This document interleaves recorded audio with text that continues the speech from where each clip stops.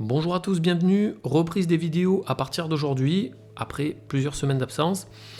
Donc on va partir sur toute une série de vidéos qui va aborder l'interprétation, à travers la notion essentielle, je pense, peut-être la plus importante en astrologie, qui est celle de l'analogie. Alors qu'est-ce que l'analogie? Eh bien, c'est le tronc commun qui va nous permettre de faire des liens entre des choses différentes, mais qui partagent une essence commune.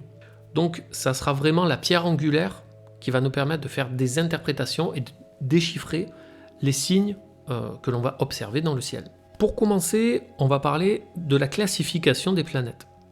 Les anciens astrologues donc classaient les planètes de la plus lente à la plus rapide. Alors toujours en prenant pour référence ce que l'on observe à l'œil nu, en ayant cette notion d'être humain qui est au centre de l'univers. Donc avec une vision topocentrique, donc l'être humain est sur la Terre, et c'est de la Terre que l'on observe les astres qui nous entourent. Donc on commence par Saturne. Et l'un des traits caractéristiques de cet astre, en regard en tout cas des autres, c'est sa lenteur. Lorsqu'on l'observe au fur et à mesure des jours, on voit très bien ça, on l'observe très bien.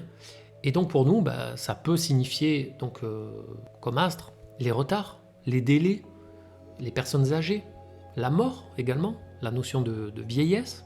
Et comme c'est parmi les 7 la plus éloignée de nous, eh bien c'est vraiment cette planète qui symbolise vraiment cette frontière entre le visible et l'invisible, donc la mort, également le monde subtil, le monde spirituel, la sagesse. Étant la planète également la plus éloignée, on peut dire qu'il y règne un froid extrême. Et donc, les propriétés du froid sont que le froid va rigidifier les choses, va les figer, va les cristalliser. Ensuite, on a Jupiter.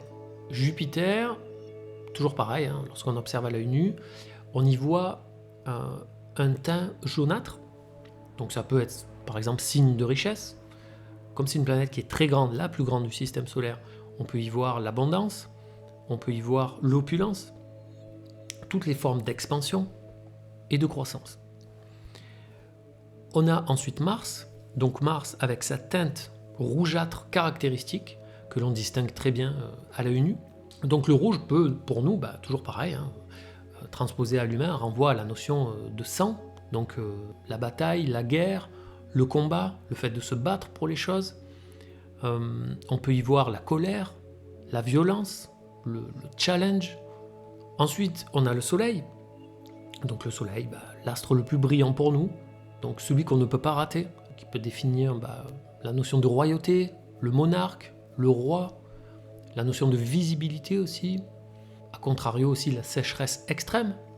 Donc vous voyez, il peut toujours y avoir les deux pôles en fait dans chaque astre.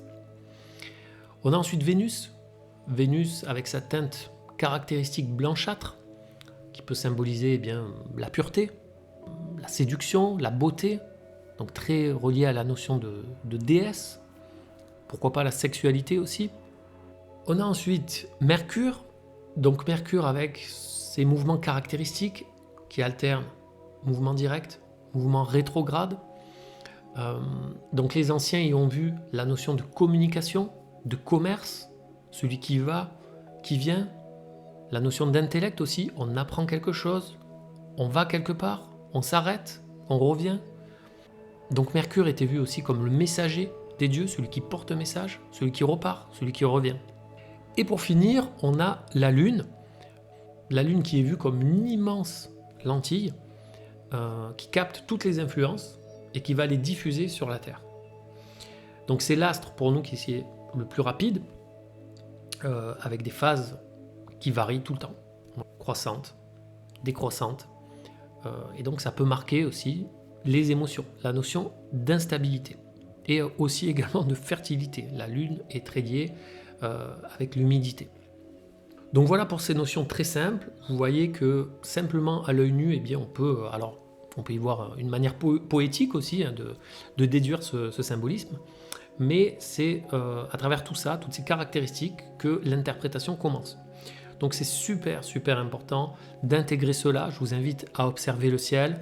C'est essentiel pour arriver ensuite à mettre en place une traduction des signes que l'on reçoit du ciel, même après si on reste focalisé sur les cartes du logiciel, mais d'avoir en premier intégré ces notions-là.